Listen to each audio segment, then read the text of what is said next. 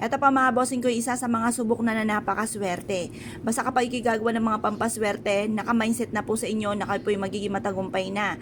Yan ang kagandahan ng naniniwala sa mga pampaswerte, mas nagiging magaan ang daloy ng swerte dahil nagiging positibo sa buhay mga bossing.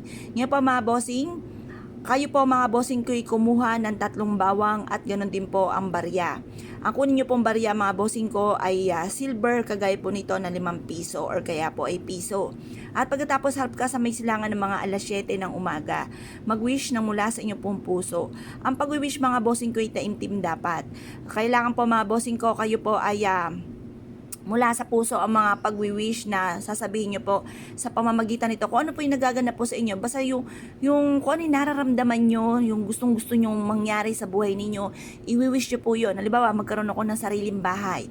Yan ang pinaka-importante. Sabi nga po nila, pinaka-the best na meron kang sariling bahay dahil yung pagkain, basta't may kanin ka, tsaka kahit asin or toyo, pwede na, katalo na. Yan, kaya importante ay bahay. I-wish natin magkaroon tayo ng sariling bahay. Or kaya dahil sa ito'y pangarap pa lamang, wala namang bayad, sabihin nyo magkaroon ako ng malaking bahay. Tapos mag-wish din kayo na magkaroon ng negosyo na dito na yayaman, mabili lahat ang mga pangangailangan, at matupad lahat ang mga pangarap ng buong pamilya. Ganun po ang pag-wish.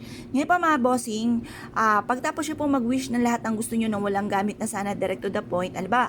Magkaroon ako ng malaking bahay. Ganun ang pag-wish. Huwag kayong sasabihin magkaroon ako sana. Huwag yung sana. Kasi yung sana, alanganin pa yan. 50-50 pa kung maring magkatotoo, maring hindi. Kaya direct to the point para magkatotoo po yan.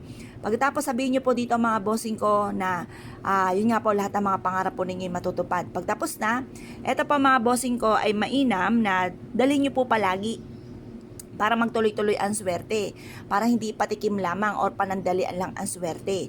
Ilagay sa inyo pong bag, ilagay sa inyo pong bulsa, pwedeng kaliwat kanan kung masyadong parang bumukol na yung bawang, kaya yung maliit lang na butil lang inyo pong gagamitin. Or kaya po mga bossing, kapag kinatulog, umuwi ka ng inyong tahanan, ilagay ito mga bossing ko sa inyong sapatos, para kayo po pagising nyo sa umaga, umalis po kayo, i-adya kayo o sa lagi kayo ay suswertihin. Kaya kung kayo po naniniwala at naisyo po itong gawin, huwag ka na po magpatumpik-tumpik pa. Subukan nyo po ito. Proven po ito mga bossing at ito po ay makakatulong upang sa ganon, instead na kamalasan ay puro kaswertihan ang maaaring mapa sa inyo mga bossing. Ngayon pa mga bossing, basta kapag natuyo na yung bawang, malambot na po siya, itapon nyo po siya, palitan muli ng panibagong bawang mga bossing.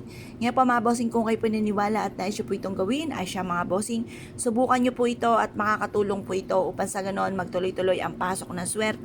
Swerte ito sa buhay, swerte ito sa mga mananaya, swerte ito sa nagdinegosyo, swerte ito sa mga mahilig rumakit, sa naghahanap ng trabaho, or nagtatravel.